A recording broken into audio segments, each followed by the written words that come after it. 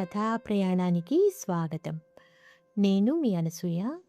ఈ ఆదివారం నాడు కథా ప్రయాణంలోని పాటల పల్లకి శీర్షిక క్రింద 'అభిమానం' చిత్రం నుండి అంటే ఈ చిత్రం 1960లో సిఎస్ రావు గారి దర్శకత్వంలో విడుదలైన కుటుంబ కథా చిత్రం. ఇందులో అక్కినేని నాగేశ్వరరావు గారు, సావిత్రి గారు ముఖ్య పాత్రల్లో నటించారు. ఇతర తారాగణం కృష్ణకుమారి, కన్నాంబ, రేలంగి వెంకటరామయ్య గారు మొదలైన వారు. ఈ చిత్ర కథాంశం ఏంటంటే, రాధ అనే ధనిక కుటుంబానికి చెందిన అమ్మాయి పాత్రధారిణి సావిత్రి గారు వేణు అంటే నాగేశ్వరరావు గారిని పెళ్లి చేసుకున్న తర్వాత అతని ఇంటికి వస్తుంది.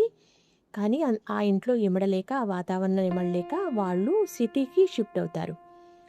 అక్కడికి వేణు చెల్లి, తల్లి ఇద్దరు రావడంతో కథ ఒక మలుపు తీసుకుంటుంది.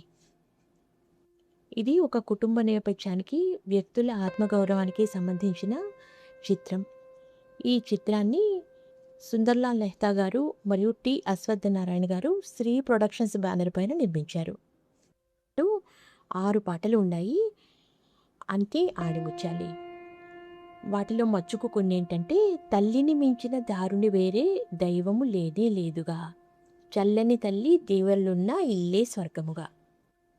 అలానే ఓహో బస్తీ దొరసాని బాగా ముస్తాబయ్యింది, అందా చందాల వన్నెలాడి ఎంతో బాగుంది.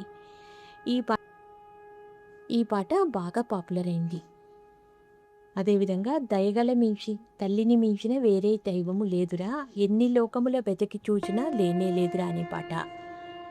వలపు తేనె పాట, తొలి వయసు పూల తోట, పరువాల చిన్నెల సయ్యాట అనే ప్రణయ గీతం. ఈ పాటలన్నీ కూడా చాలా పాపులర్ అయ్యాయి.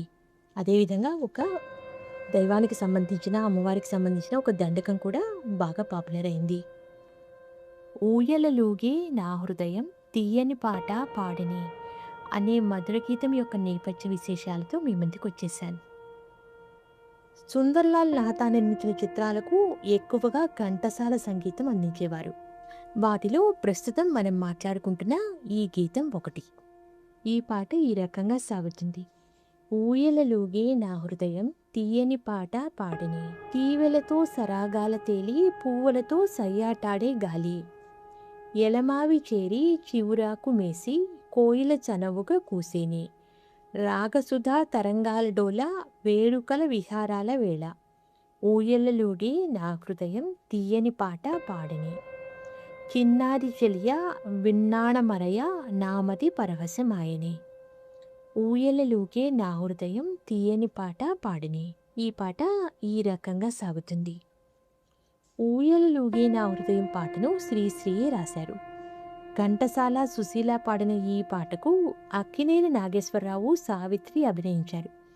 ఈ పాట ఒక్కొక్కసారి రాగేశ్రీ రాగంలో పా అనే స్వరాన్ని కొంచెం తేడాతో ప్రయోగించడం వల్ల జయ జయవంతి, రాగేశ్రీ రాగాలను కామన్గా ఉండే గమదనిస అనే ప్రయోగం వల్ల ఈ పాట అనుకుని చేసింది కాదని, మనోధర్మం ప్రధానంగా స్వరపరచడం వల్ల ఆయా రాగాల లక్షణాలని ఆపాదించుకోవలసి వస్తుందని చెప్పుకోవాలి.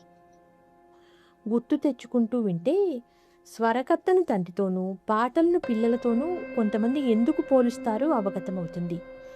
సంగీతపరంగా ఎంత చెప్పుకోవాలో సాహిత్యపరంగా అంతకంటే ఎక్కువగానే చెప్పుకోవాలి ఈ పాటలు.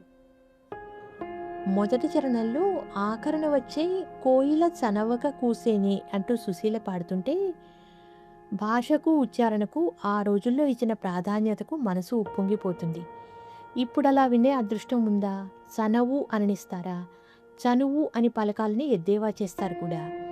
అలాగే రెండో చరణంలో చిన్నారి చెలియ విన్నాణమరయ అనే ప్రయోగం గురించి చెప్పుకోవాలి. నేర్పు అంటే విన్నాణముతో ప్రియురాలు అన్వేషించు అరయుట, ప్రియుని మది పరవశించిందని చెప్పడానికి వాడిన పదాలివి. ఆ రోజుల్లో కొన్ని పదాలను సినిమా పాటల ద్వారా విని నేర్చుకుని భాషపై మక్కువను పెంచుకునేవారట.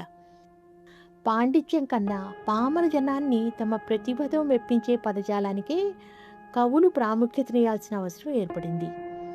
కాలధర్మం కనుక కొన్ని విలువలు కూడా కాలధర్మం చెందుతూ ఉంటాయి. విన్నారుగా, ఈ అభిమానం చిత్రంలోని ఊయలలూగే నా హృదయం తీయని పాట పాడే అనే మధుర గీతం యొక్క నేపథ్య విశేషాలను వచ్చే వారం మరో మంచి పాట యొక్క విశేషాలతో మీ ముందుంటాను. అంతవరకు సెలవు. నమస్కారం.